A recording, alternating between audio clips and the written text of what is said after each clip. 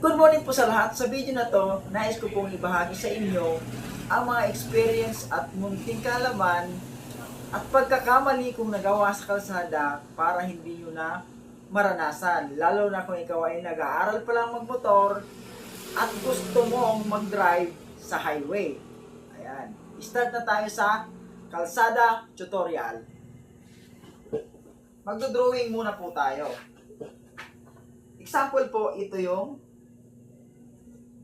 kalsada. Ayan.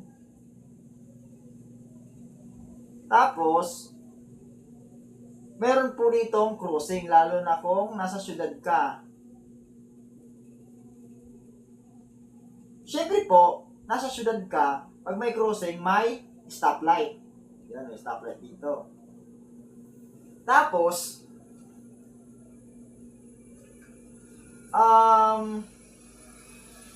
meron po yan dalawang way. Ang nangyari po sa akin, dito po ako, dito po, ayan, dito. Yan. Pagdating ko po dito,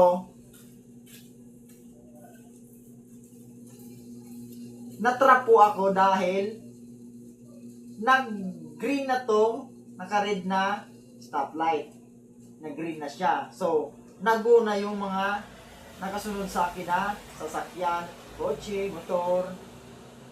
Tapos, ako, papunta po ako dito sa kabilang kalsada. Yun.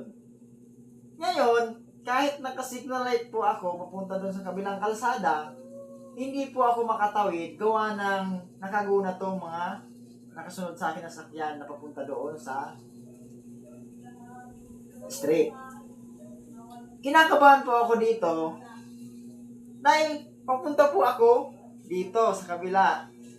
Wala akong ibang choice kundi pumunta dito, umikot ng malayo para lang makabalik ako dito sa pupuntahan ko papunta dito. Kaya binubusinahan ako dito, kinakabahan ako dito. Hindi ko alam ang gagawin ko. Kaya yung choice ko dito na lang pumunta.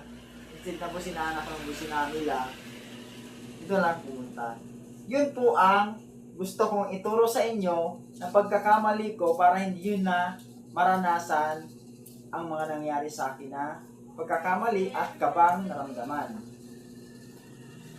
Pag nandito na po tayo sa sitwasyon, katulad sa akin, nabaguhan sa pagmumotor, pag dito ka pa po malayo, lumipat ka na po dito sa kabilang line para hindi ka na matrap katulad ko dito.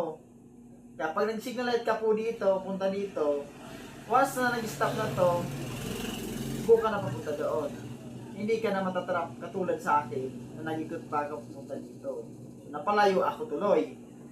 Kaya, pag mga ganyang sitwasyon, alam nyo na ang gagawin, lalo na kung ikaw ay baguhan at gusto mo mag-drive sa highway. Ayan. Sana, pakishare nyo po ang video na to sa mga baguhan pa lang din po sa kalsada para naman hindi nila ma-experience yung kaba at pagkakamali kong naranasan.